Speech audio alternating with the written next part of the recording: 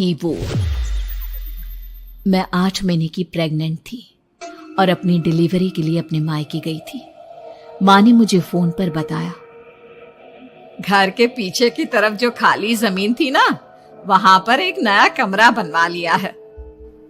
इतने सालों के बाद जैसे ही अपने घर में कदम रखा, कुछ अलग सा लगा। माँ, ये घर के पीछे की तरफ नया कमरा बनवाने की क्या जरूरत थी? अरे बेटा, घर के पीछे दूर दूर तक खाली जमीन है। तेरे पापा को कई दिनों से लग रहा था कि यहाँ पर एक कमरा बनवा लेंगे तो ताजा हवा मिल जाया करेगी। अब तो ये सब छोड़ और चल जल्दी से दूध पी ले। माँ, मैं थोड़ी देर में पी लूंगी, आप सो जाओ। मैंने दूध का गिलास उठाकर उस खिड़की में रख दिया।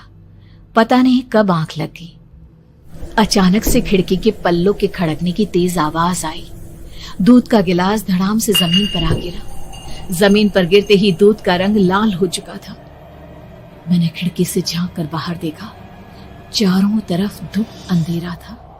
उस अंधेरे की तरफ से कुछ आवाजें आ रही थी, जैसे छोटे बच्चे आपस में खिलखिलाकर मस्ती कर रहे हो।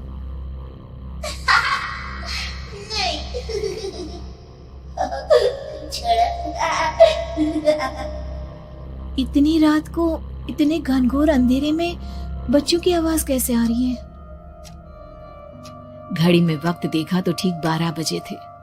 देखकर मैं सन्न रह गई। बुरी आत्माओं और भूतों की कई कहानियां मैं सुन चुकी थी। वक्त भी कुछ ऐसा ही था। ऊपर से मैं प्रेग्नेंट। सुना था कि ऐसे वक्त में अक्सर बुरी आत्माएं औरतों का पीछा करती है, तो क्या मेरे पीछे भी? पसीने से तरबतर बड़ी मुश्किल से, जैसे कांपते हाथों से मैंने उस खिड़की को बंद किया। जल्दी से जल्दी उस कमरे से बाहर निकलकर माँ के पास जाने के बारे में सोचा, लेकिन जैसे ही दरवाजे की तरफ पलटी, लगा कोई साया हवा की स्पीड से दरवाजे के सामने से गुजर गया। मेरे गले में अटक कर रह गई। मैं जोर से चीख कर माँ को बुलाना चाहती थी, लेकिन वो आवाज खुद मेरे कानों तक नहीं पहुंच पा रही थी। तो माँ तक कैसे पहुंचती? खिड़की के पल्ले एक बार फिर तेज हवा के झोंके से धड़ाम करके खुल गया और पूरी ताकत से मैं चीख पड़ी। जानती थी मेरी चीख की आवाज सुनकर कुछ ही सेकंड में माँ वहां पहुंच जाएगी, लेकिन ऐसा कुछ हुआ ही नहीं। मेरा कलेजा डर के मारे फटा जा रहा था। आखिर माँ ने मेरी आवाज क्यों नहीं सुनी? इतनी गहरी नींद में तो माँ कभी नहीं सोती। ठीक पीछे खुली हुई वो खिड़की। मुझ में इतनी ताकत नहीं बची थी कि मैं पलटकर उस तरफ देख भी सकूं। हवा का एक सनसनाता हुआ झोंका उसी वक्त मेरे कानों से आकर टकराया। लगा जैसे किसी ने दबी हुई आवाज में धीरे से मुझसे कहा, चली जाओ यहां से। मैंने दोनों हाथ अपने कानों पर रख लिए और एक बार फिर ताकत लगाकर जोर से चीखने की कोशिश की। माँ! पापा! मेरी आवाज उस कमरे की दीवारों से टकराकर वापस मुझे ही सुनाई दे रही थी।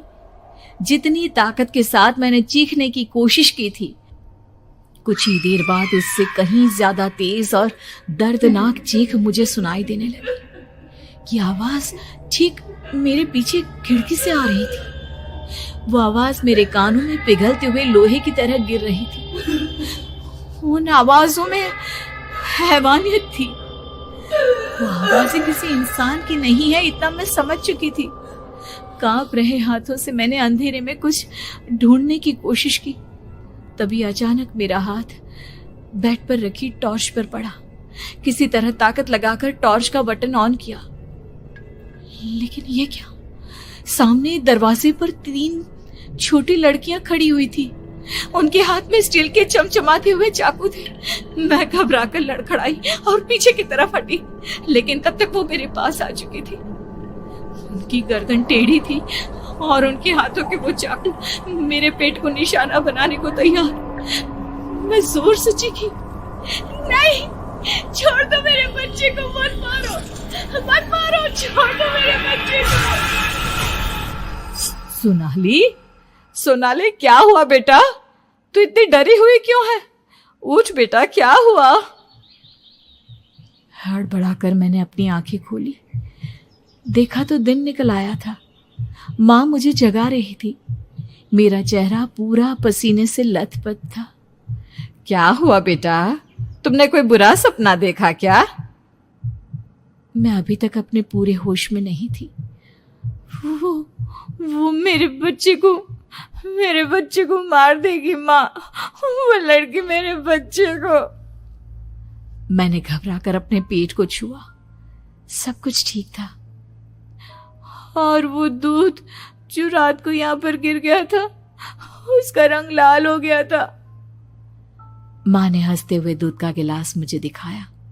तुमने दूध पिया ही नहीं, पूरा का पूरा ऐसे ही रखा हुआ है। तुमसे कहा था ना सोनाली, सेहत के लिए लापरवाही ठीक नहीं बेटा। लेकिन मैंने तो सब कुछ अपनी खुली आंखों से देखा था। ये सपना कैसे हो सकता है?